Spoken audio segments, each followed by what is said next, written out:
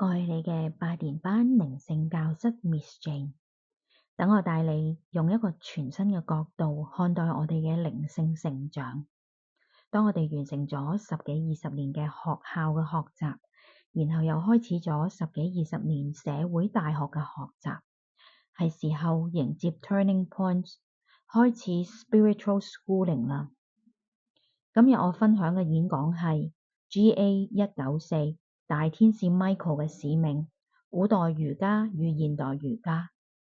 等我分享喺呢一個演講學到啲乜嘢。Rudolf Steiner 經常提醒我哋唔好對佢所教嘅嘢照單全收，我哋要帶住覺醒嘅意識去學習。等你嘅靈魂話俾你聽，佢有啲乜嘢係有共鳴嘅。等我哋嘅思考話俾我哋聽，呢一啲嘢對於你嚟講係咪 make sense 嘅？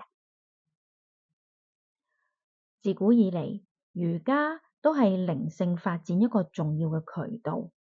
今日我哋試下用 Rudolf Steiner 嘅角度去睇下呢個事情，嘗試理解佢認為生活喺呢個時代嘅我哋需要嘅瑜伽同古代嘅瑜伽有啲乜嘢唔同。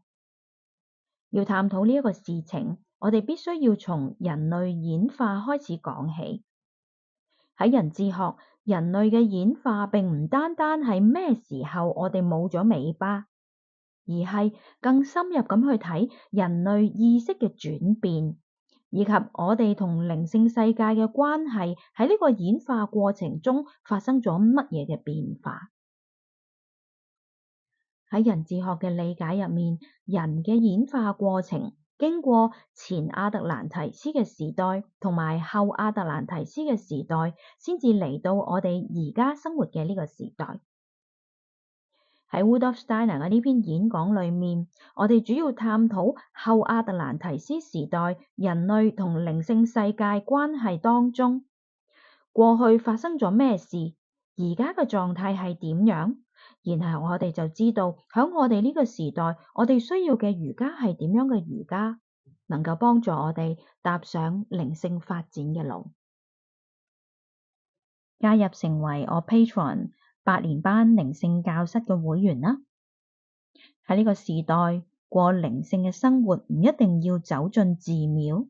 靈性生活係一種覺知，一種態度。我哋可以透過文字陪伴彼此，一起過住與靈性共舞嘅生活。